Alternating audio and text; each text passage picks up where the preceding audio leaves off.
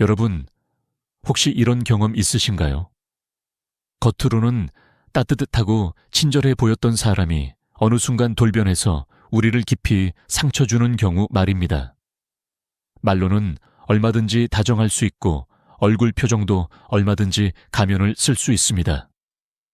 하지만 손만은 속이지 못합니다. 손은 무의식이 가장 먼저 드러나는 곳이기 때문입니다. 오늘 우리는 바로 이 손끝에서 드러나는 사람의 본성을 깊이 들여다보려고 합니다. 이 이야기를 들으시면 앞으로 사람을 대할 때 조금 더 지혜롭게 판단할 수 있는 눈을 가지게 되실 겁니다. 손은 단순히 물건을 잡거나 글을 쓰는 도구가 아닙니다. 인간의 손은 마음과 연결된 창이라고 할 수 있습니다.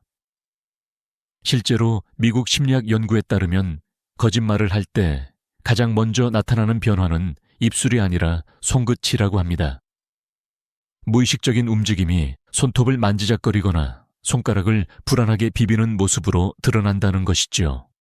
손은 말보다 더 정직한 신호를 보내는 것입니다.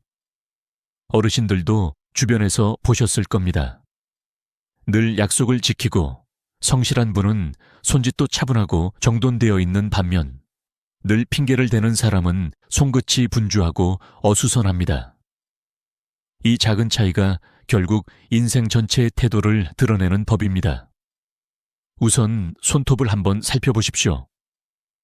깔끔하고 정돈된 손톱은 자기관리에 충실한 사람의 특징입니다. 물론 외형을 꾸미는 것 자체가 본성을 결정하지는 않습니다. 그러나 늘 세심하게 챙기는 태도는 작은 습관에서 비롯된 것이죠.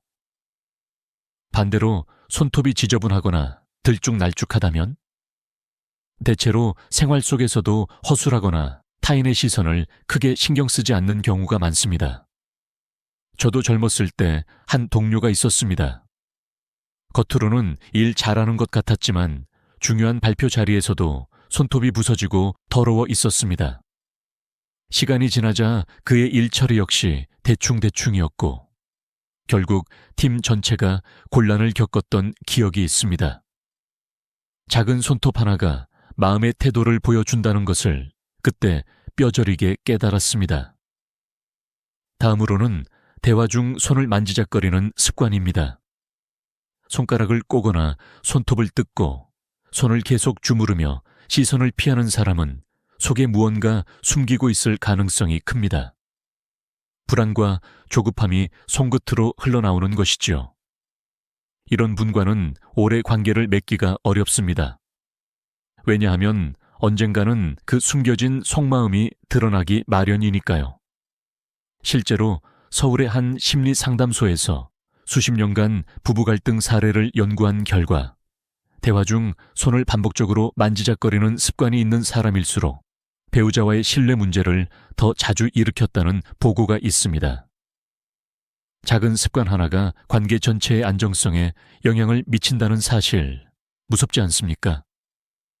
또 한 가지 중요한 신호는 팔짱을 끼는 행동입니다.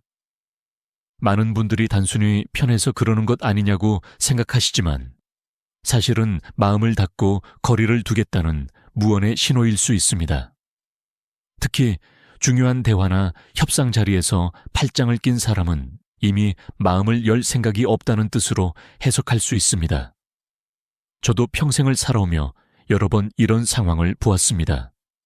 항상 팔짱을 끼고 앉아있던 친척 어른 한 분은 결국 가족 간 대화에 잘 참여하지 않았고 혼자만의 세계에 갇혀 살아가셨습니다.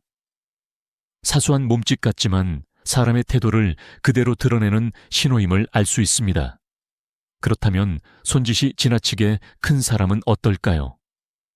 말할 때마다 손을 크게 휘두르고 과장된 제스처를 쓰는 경우가 있습니다.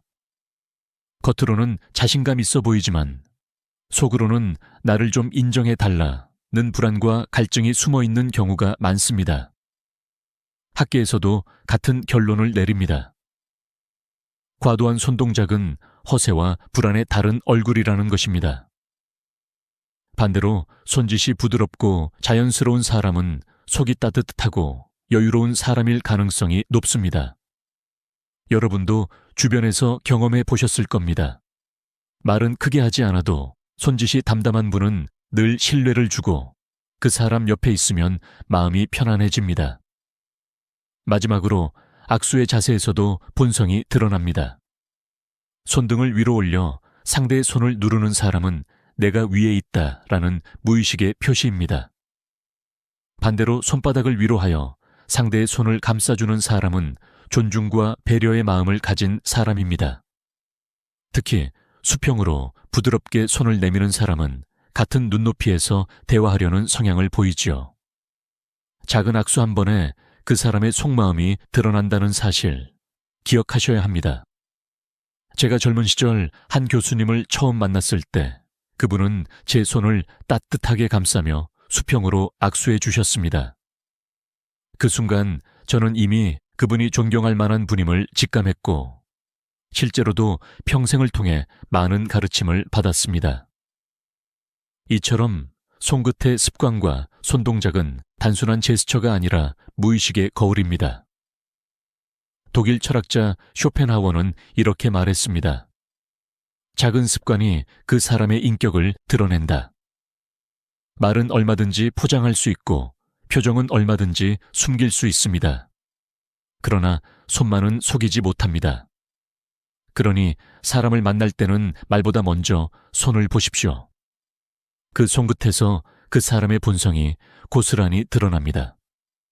여러분이 앞으로 누군가와 악수하거나 대화를 나눌 때 이 신호들을 떠올려 보시길 바랍니다.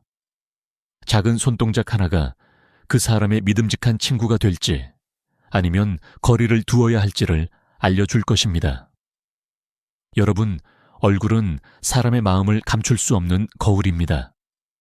말은 얼마든지 꾸밀 수 있고 옷차림도 얼마든지 포장할 수 있지만 표정만큼은 순간의 진심이 스쳐 지나갑니다.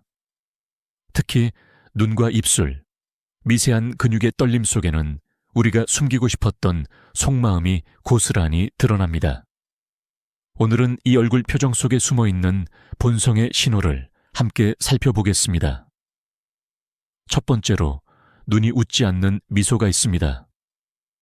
입꼬리는 올라가 있지만 눈과 근육은 그대로일 때 그 웃음은 가식일 가능성이 높습니다.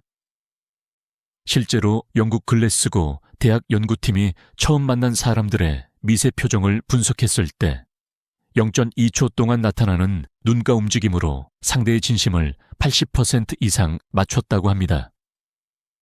저도 수십 년을 살면서 그런 웃음을 여러 번 보았습니다. 젊은 시절 거래처의 한 사람이 늘 환하게 웃었지만 눈은 차갑게 식어 있었지요. 결국 그는 약속을 지키지 않았고 그때의 눈빛이 거짓이었음을 나중에서야 깨달았습니다. 두 번째는 남의 실수에 미묘하게 웃는 표정입니다. 누군가 말을 더듬거나 작은 실수를 했을 때 눈가가 살짝 올라가며 즐거워하는 듯한 모습, 바로 우월감이 드러나는 순간입니다. 이는 단순한 웃음이 아니라 나는 너보다 낫다 라는 속마음을 반영합니다. 실제로 한국 사회학 연구에서도 타인의 실수에 웃음을 보이는 사람일수록 경쟁심이 강하고 인간관계에서 비교를 더 많이 한다는 결과가 있습니다. 이런 사람 곁에 오랫동안 있으면 결국 나까지 평가당하고 비교당하게 됩니다. 세 번째는 칭찬을 들었을 때의 눈동자입니다. 겉으로는 별거 아닙니다 하며 겸손한 듯 말하지만 시선이 불안하게 흔들리고 눈동자를 피하는 경우가 있습니다. 이건 인정 욕구가 강한 사람의 특징입니다. 처음에는 겸손해 보여도 시간이 지나면 왜 자신을 더 알아주지 않느냐는 불만으로 변할 수 있습니다. 제가 예전에 함께했던 후배 중에도 늘 겸손한 말을 했지만 칭찬받을 때마다 눈을 피하곤 했습니다.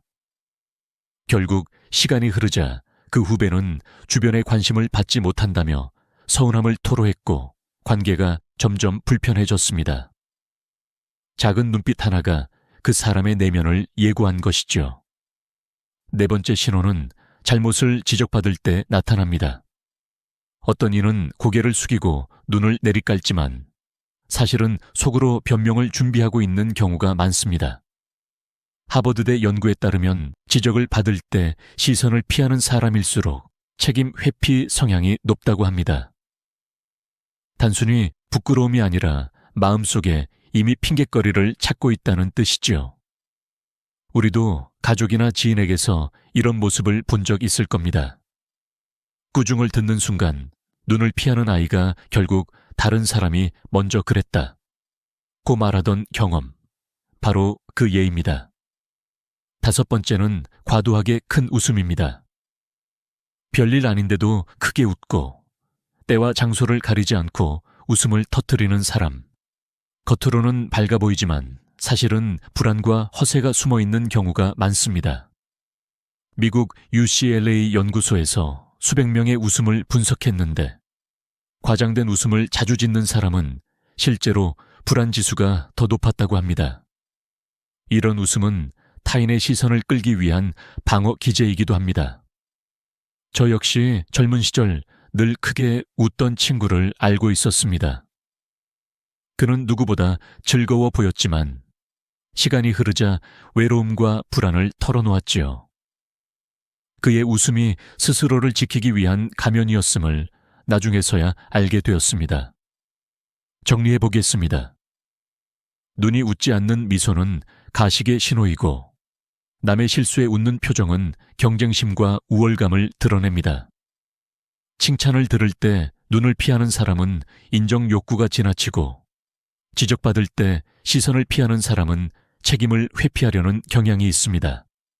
그리고 과도하게 크게 웃는 사람은 불안과 허세가 숨어 있습니다. 프랑스 철학자 모랄리는 이렇게 말했습니다. 진심은 눈가의 주름 속에 숨어 있다. 결국 말보다 표정보다 그 순간의 눈빛이 그 사람의 본성을 말해줍니다.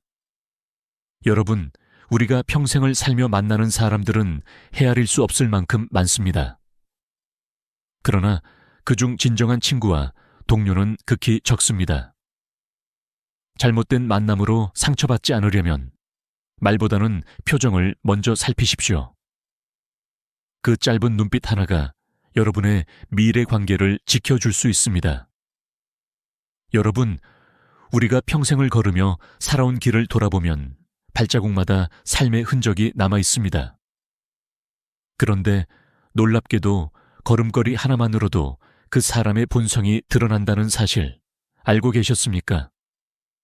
사람은 마음을 숨길 수 있어도 발은 숨기지 못합니다. 발걸음 속에 그 사람의 불안, 자존감, 책임감이 그대로 담겨 있기 때문입니다. 먼저 발을 질질 끄는 사람을 떠올려 보십시오. 이건 단순한 습관이 아닙니다. 귀찮다, 대충 하자라는 무의식이 발끝에서 흘러나오는 것입니다. 실제로 미국 스탠퍼드 대학 연구팀이 1200명의 보행 습관을 6달간 관찰했는데 발을 끄는 사람은 게으름과 책임 회피 성향이 뚜렷했다고 합니다. 제가 직장에서 만난 동료 중에도 늘 발을 끌며 걷던 이가 있었습니다. 중요한 순간마다 약속을 지키지 않았고 결국 그는 신뢰를 잃고 말았습니다.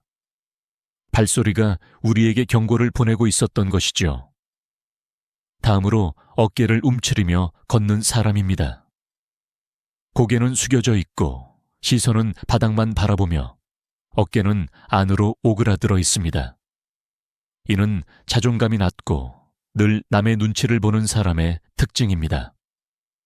처음엔 겸손해 보일 수 있으나 시간이 지나면 결정 하나 못 내리고 늘 누군가의 지시에만 의존하게 됩니다. 실제 한국의 한 노인복지 연구에서도 어깨를 움츠린 채 걷는 어르신들은 우울감과 자존감 저하가 강하게 나타났다는 결과가 나왔습니다. 걸음걸이는 단순히 몸의 자세가 아니라 삶을 대하는 태도이기도 합니다. 세 번째는 지나치게 빠른 걸음입니다.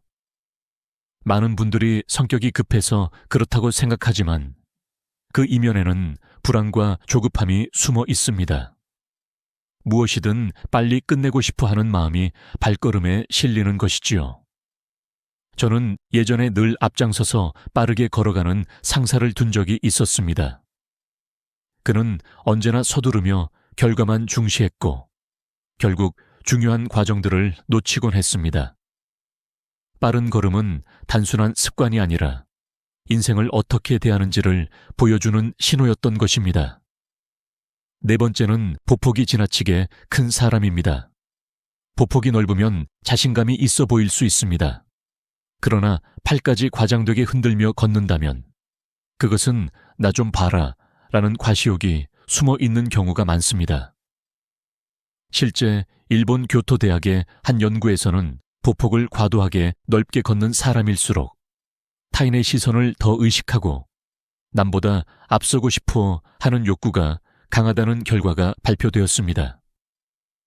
주변에 이런 사람과 오래 있다 보면 결국 피곤해지고 자신도 모르게 경쟁의식에 휘말리게 됩니다. 다섯 번째는 방향 없이 왔다 갔다 걷는 사람입니다. 길을 똑바로 걷지 못하고 좌우로 흔들리거나 갑자기 속도를 바꾸는 경우, 이는 결정장애와 불안이 몸에 배어 있는 신호입니다. 중요한 순간에 말을 바꾸고 상황에 따라 태도가 달라지며 결국 신뢰하기 어렵습니다. 저도 젊었을 때 이런 사람을 가까이 두었다가 큰 상처를 받았습니다. 그는 늘 약속을 바꾸었고 결국 저뿐 아니라 주변 사람들까지 혼란에 빠뜨렸습니다. 이 5가지 신호를 정리해 보겠습니다. 발을 끄는 사람은 책임을 회피하는 성향이 강하고 어깨를 움츠린 사람은 자존감이 낮습니다. 걸음이 지나치게 빠른 사람은 불안과 조급함을 드러내고 보폭이 큰 사람은 과시욕과 허세가 숨어 있습니다. 방향 없이 걷는 사람은 결정장애와 흔들림이 많습니다. 철학자 아리스토텔레스는 이렇게 말했습니다. 발걸음의 방향은 그 사람의 인생 방향이다. 말보다 걸음 하나에 그 사람의 본성이 담겨 있는 법입니다. 여러분, 다음에 누군가와 함께 길을 걸을 때 잠시 주의 깊게 지켜보십시오. 그 발걸음 속에서 말보다 더 많은 이야기가 들려올 것입니다. 우리가 좋은 인연을 맺고 싶다면 상대방의 걸음을 한번 살펴보는 지혜가 필요합니다. 그리고 동시에 나 자신의 걸음 또한 되돌아보아야 합니다.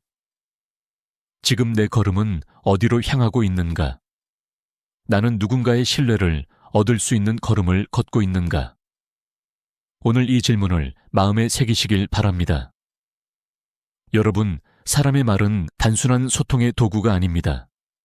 말 속에는 그 사람의 삶의 태도, 성격, 그리고 무의식적인 본성이 그대로 녹아 있습니다. 옷차림은 꾸밀 수 있고 표정도 연기할 수 있지만 말버릇만큼은 감출 수 없습니다. 왜냐하면 말은 순간순간 무의식에서 튀어나오는 것이기 때문입니다. 오늘은 사람의 말에서 드러나는 5가지 신호를 살펴보겠습니다. 첫째는 자기 자랑이 많은 사람입니다. 대화를 나눌 때마다 나도 그거 해봤어. 예전에 내가 이런 경험이 있었지 하며 이야기를 자기 중심으로 끌고 가는 사람, 이런 경우가 있습니다.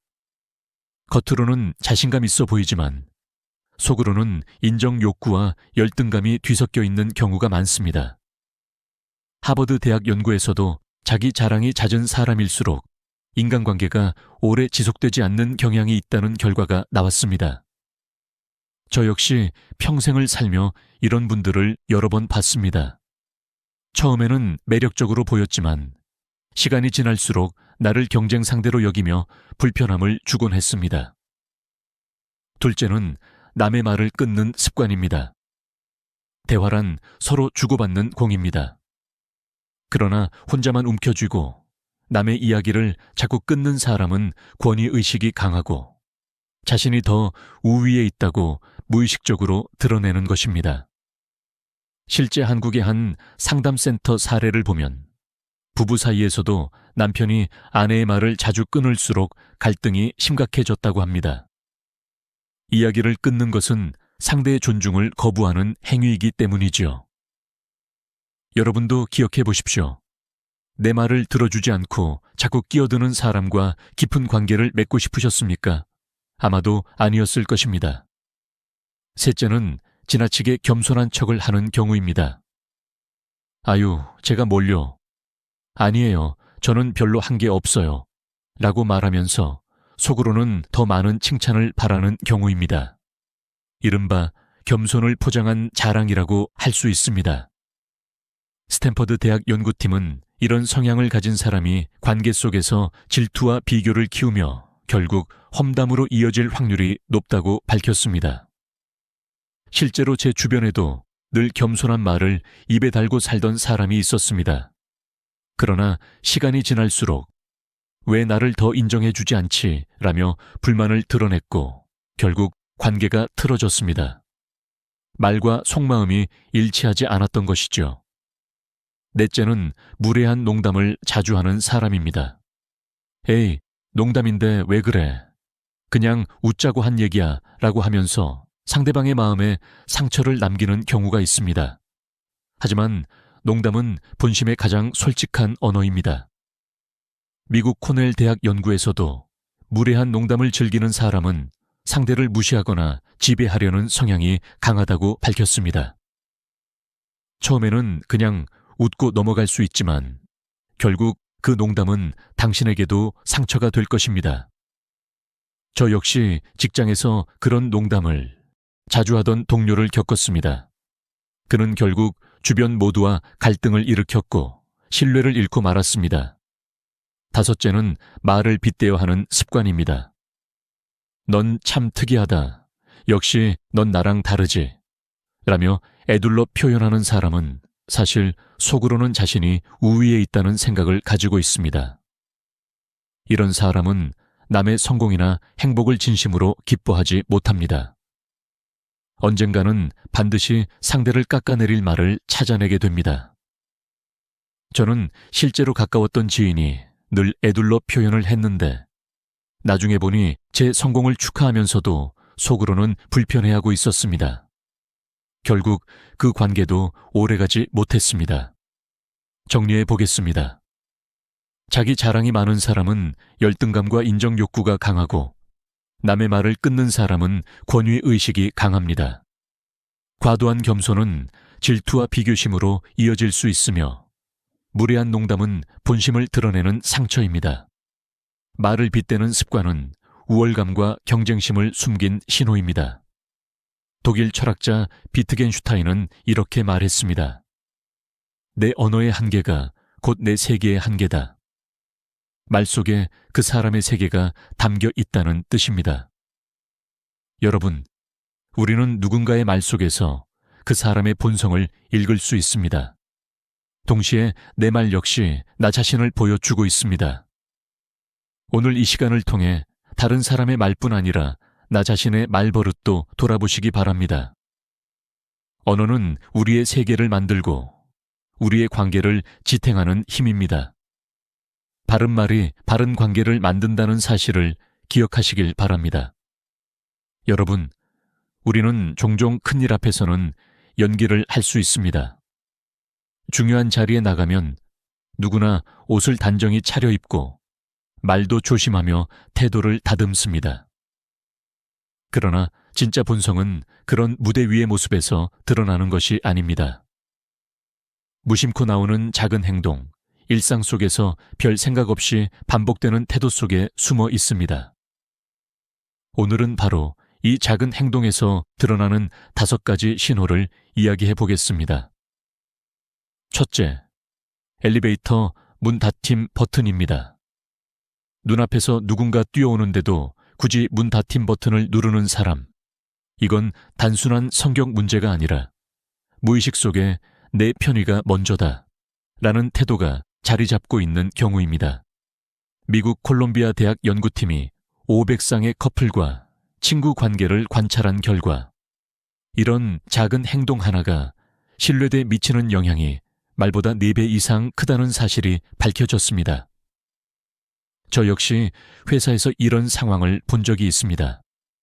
늘 문을 먼저 닫아버리던 사람은 결국 동료들의 신뢰를 잃고 말았지요. 작은 행동이지만 결국 사람의 본심을 드러내는 신호였습니다. 둘째, 식당이나 카페에서 종업원에게 무례하게 대하는 사람입니다. 이것은 사람을 판단하는 가장 빠른 필터라고 할 수 있습니다. 자기보다 약한 사람에게 무례하게 대하는 이는 결국 언젠가 당신에게도 같은 태도를 보입니다. 미국 코넬 대학 연구에 따르면 종업원에게 함부로 대하는 사람은 대인관계에서 자기중심적이고 문제 상황에서 책임을 피하려는 경향이 강했습니다.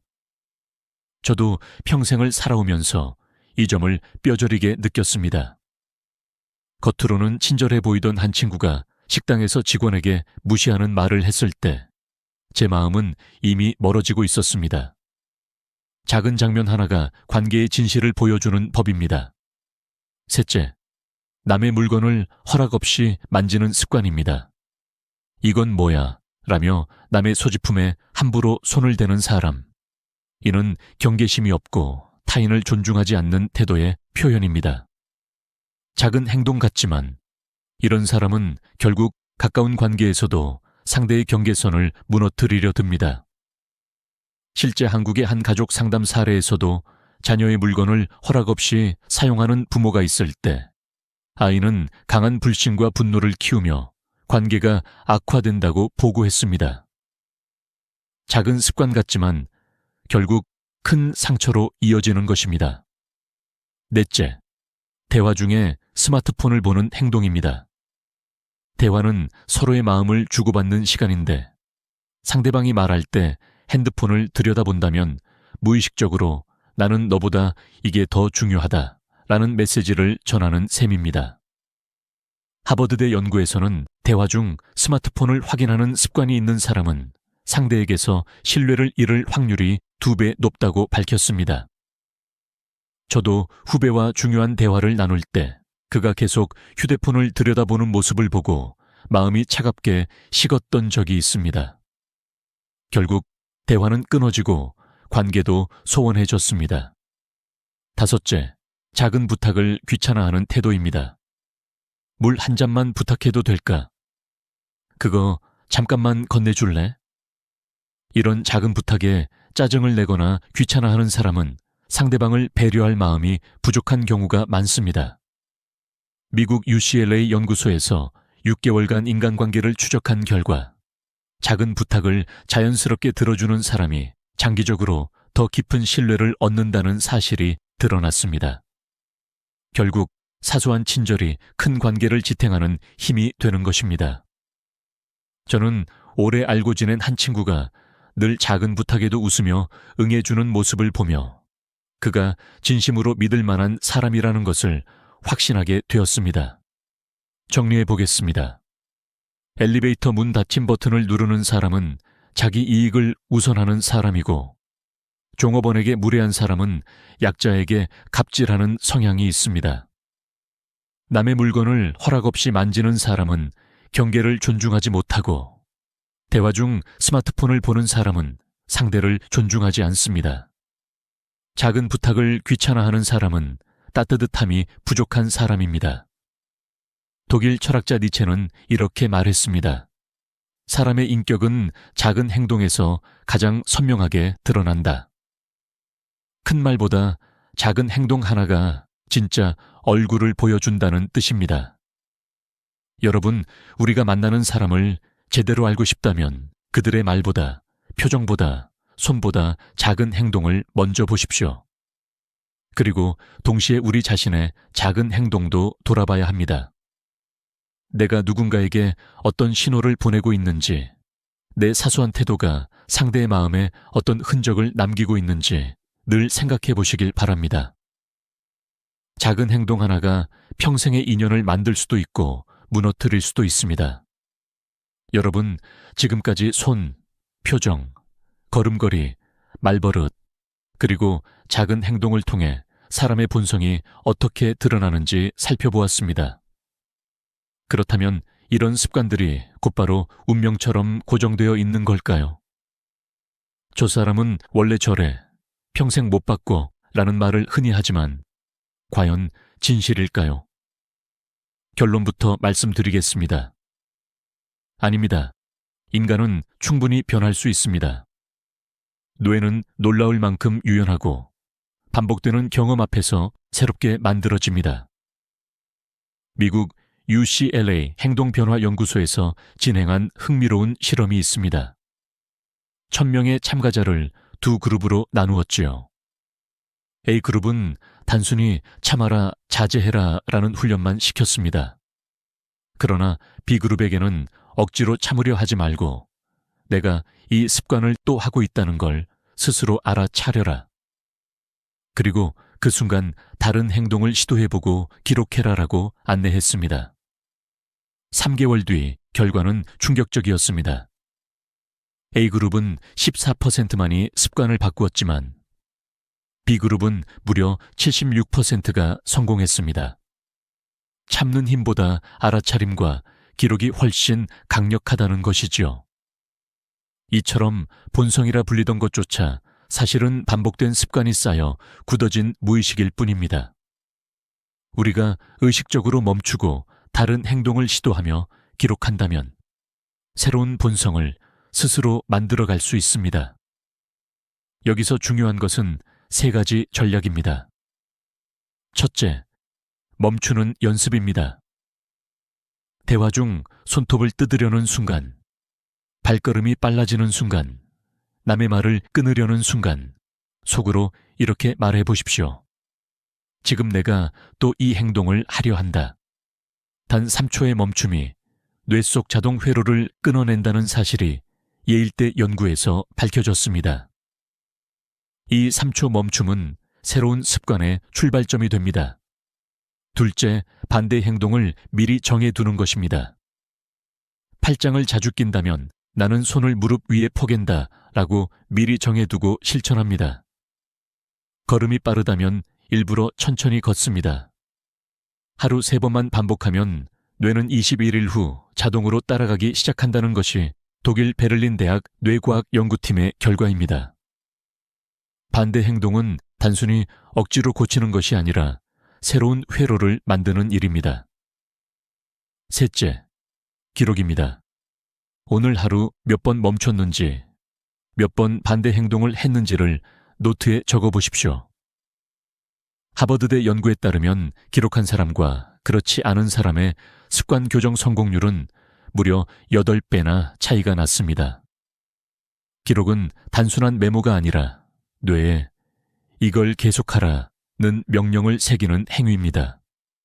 실제로 많은 성공한 사람들이 하루를 마무리하며 반드시 짧게라도 기록을 남긴다고 합니다. 저도 개인적인 경험이 있습니다. 젊을 때 저는 늘 말을 빨리 끊는 버릇이 있었습니다. 나도 모르게 상대방 이야기에 끼어들었지요. 하지만 어느 날 가족의 눈빛에서 실망을 읽고 난 뒤부터 습관을 고쳐야겠다고 다짐했습니다. 그때 선택한 방법이 바로 멈춤과 기록이었습니다. 매일 일기를 쓰며 오늘은 몇 번 멈췄는가를 적었고 한 달쯤 지나니 자연스럽게 말하는 속도가 느려지고 상대의 말을 끝까지 들어주게 되었습니다. 주변 사람들의 표정도 달라졌습니다. 여러분, 본성이란 결국 수십 년간 쌓인 습관의 결과일 뿐입니다. 그 습관을 다시 쌓으면 우리의 본성도 바뀔 수 있습니다. 독일 철학자 니체는 이렇게 말했습니다. 나 자신을 바꾸고 싶다면 하루에 100번 새로 시작하라. 중요한 것은 완벽한 의지가 아니라 작은 인지와 반복, 그리고 꾸준한 기록입니다. 혹시 지금 떠오르는 고치고 싶은 습관이 있으신가요? 손톱을 뜯는 습관, 빠른 걸음, 무심코 내뱉는 말버릇, 작은 행동 하나라도 좋습니다. 오늘부터 단 하루에 한 번만 멈추고 한 번만 다르게 행동해 보십시오. 그리고 그것을 적으십시오. 6달 뒤 여러분은 전혀 다른 모습으로 성장해 있을 것입니다. 이것이 오늘 우리가 나눈 마지막 신호이자 동시에 희망의 메시지입니다. 사람의 본성은 결코 돌에 새겨진 문장이 아닙니다. 우리가 어떻게 살아가느냐에 따라 어떤 습관을 쌓느냐에 따라 언제든 새로 쓰일 수 있는 이야기입니다.